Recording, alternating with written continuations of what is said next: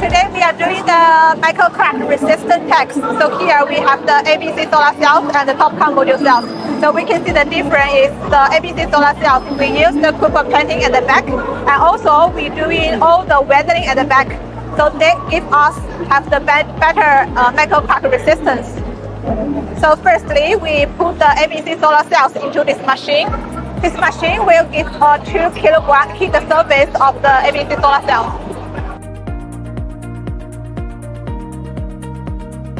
So after the text, we can see what is the difference between the ABC cells and the TOPCon cells.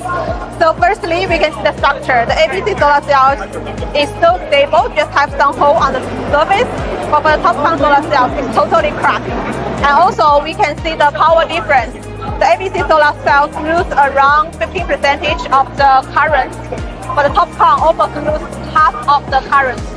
So from the structural level and also from the power generation level, we can be concluding that the ABC has much more better micro crack resistance comparing with the TOPCon cells.